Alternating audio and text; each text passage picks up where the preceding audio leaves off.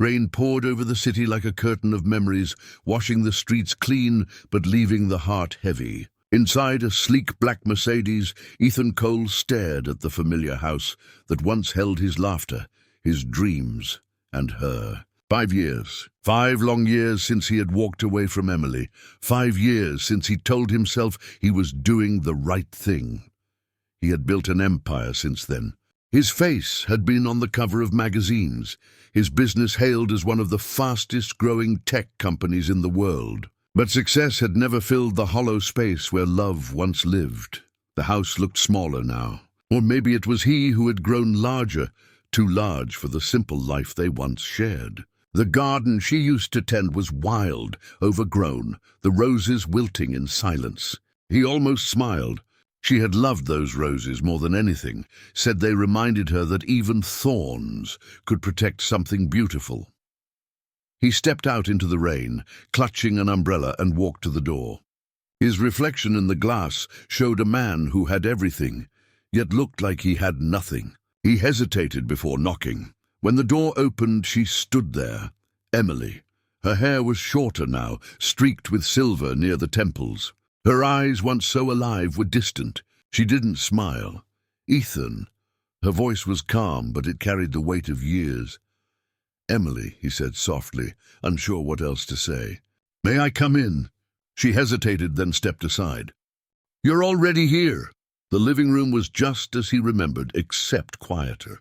The walls still carried framed photographs of their old life, a young couple on a road trip, laughing with ice cream on their faces, the tiny apartment where they began, and the day they bought this house, holding hands in front of the sold sign. He looked at those moments frozen in time. She had never taken them down. "I didn't think you'd still be here," he murmured. "Where else would I go?" She replied, her tone sharp but tired. "This is my home. You left. I stayed." He winced. There was no anger in her words, just truth. They sat across from each other, the ticking clock filling the silence. Finally he spoke. "I heard about your mother," he said. "I'm sorry I wasn't there." "She wouldn't have wanted you there," Emily replied, staring into her tea. "She said you broke me." Maybe she wasn't wrong. The silence stretched again. Rain beat against the windows. "Emily, I didn't come here to—" he started. "To apologize," she interrupted. "Or to feel better about yourself." He closed his eyes briefly. "Maybe both." She looked at him for the first time since he entered. "You always had a reason for everything. Even leaving." He swallowed hard. "You know why I did? The company." "The company needed you," she said bitterly. "And I didn't." He looked at her, guilt clouding his expression. "That's not fair." "Fair?" She laughed softly, but it was hollow. "You think love is about fairness? You walked out on me, Ethan. You didn't even fight. You just left a note on the table and disappeared into your success." He could still remember that morning. She had been asleep when he left. He had written, "I can't give you the life you deserve right now. I need to build it first." But by the time he was done building, she was gone. "I thought I was doing it for us," he whispered. "But you did it for yourself," she said. "And when you finally had everything, you forgot that I wasn't part of everything anymore." Tears pricked his eyes, but he didn't let them fall. He looked around the room again, at the memories, the lost warmth, the ghost of their love. "Emily, I never stopped loving you." Her lips trembled, but she said nothing. Instead, she turned to the window. He reached into his coat and pulled out an envelope. "This is for you," he said, sliding it across the table. "I don't want your money," she said flatly. "It's not money," he replied. She hesitated, then opened it. Inside was a deed, her name on the title of the little cottage by the lake where they had spent their first anniversary. She gasped. "You bought it back?" He nodded. "It was going to be torn down. I couldn't let that happen.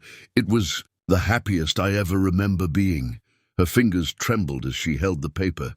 "Why would you do this now?" He looked at her, his voice soft but sure.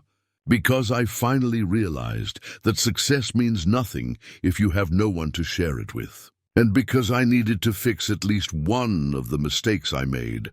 For a moment she said nothing. Then she whispered, "You think a piece of paper can fix 5 years of silence?" He shook his head. No, but maybe it can remind you that I never stopped trying to come back. She looked at him, really looked at him, and saw not the millionaire the world saw, but the man who once built her a swing in the backyard with his bare hands, because she said it made her feel like a child again.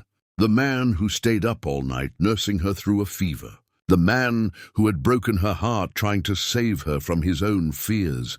The anger in her eyes softened. "You could have called," she said. "I did." 100 times, he said quietly. "But I never had the courage to press send." A tear rolled down her cheek. "I hated you," she confessed. "I know," he said, his voice breaking. "I hated me too." For a long time they sat in silence. The storm outside faded into a drizzle. The world seemed to hold its breath.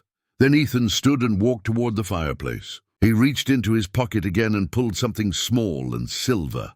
A locket. He placed it on the mantel. "I found this in my drawer last week," he said. "You left it behind when you moved your things out." She stood and walked over. Inside the locket was a tiny photo of the two of them, laughing, wind in their hair, eyes full of forever. Her breath caught. He turned to her, his voice barely a whisper. "I don't expect forgiveness. I just wanted you to know that I never stopped carrying you with me." Something broke inside her. 5 years of silence, 5 years of pain. And in that fragile moment, she stepped forward and placed her hand over his. "You always knew how to make me cry," she said softly. He smiled faintly. "And you always knew how to make me feel human." They stood there, two souls weathered by time, bound by love that had survived pride, distance and silence. Outside, the rain finally stopped, leaving behind the scent of earth and renewal. In that quiet room, surrounded by memories and second chances, Emily whispered, "Maybe we can start again."